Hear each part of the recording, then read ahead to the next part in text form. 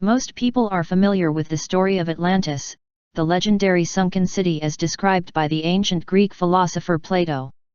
To this day, opinion is still divided as to whether this story should be understood literally or taken merely as a morality tale. Further east in the subcontinent of India is a similar tale. This is the tale of the lost continent of Lemuria, frequently connected to the legend of Kumari Kandam by speakers of the Tamil language. The term Lemuria has its origins in the latter part of the 19th century. The English geologist Philip Sclater was puzzled by the presence of lemur fossils in Madagascar and India but not in mainland Africa and the Middle East. Thus, in his 1864 article titled The Mammals of Madagascar, Sclater proposed that Madagascar and India were once part of a larger continent, and named this missing landmass Lemuria. Sclater's theory was accepted by the scientific community of that period as the explanation of the way lemurs could have migrated from Madagascar to India or vice versa in ancient times. With the emergence of the modern concepts of continental drift and plate tectonics, however, Sclater's proposition of a submerged continent was no longer tenable. Yet, the idea of a lost continent refused to die, and some still believe that Lemuria was an actual continent that existed in the past. One such group is the Tamil nationalists. The term Kumari Kandam first appeared in the 15th century Kanda Puranam, the Tamil version of the Skanda Puranam, Hindu religious texts. Yet, stories about an ancient land submerged by the Indian Ocean have been recorded in many earlier Tamil literary works.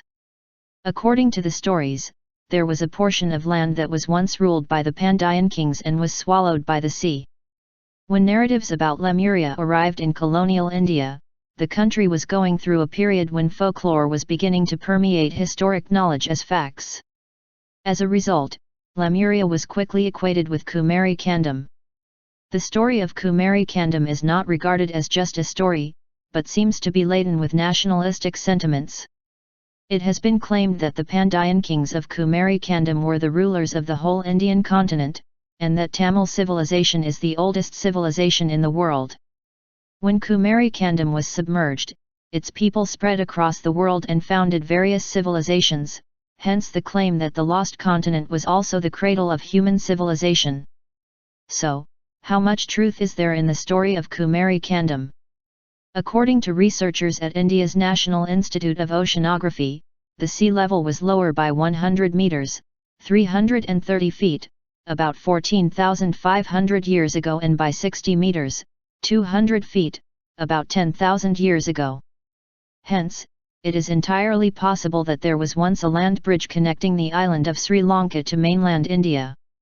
As the rate of global warming increased between 12,000 and 10,000 years ago, the rising sea levels resulted in periodic flooding. This would have submerged prehistoric settlements that were located around the low-lying coastal areas of India and Sri Lanka. Stories of these catastrophic events may have been transmitted orally from one generation to another and finally written down as the story of Kumari Kandam.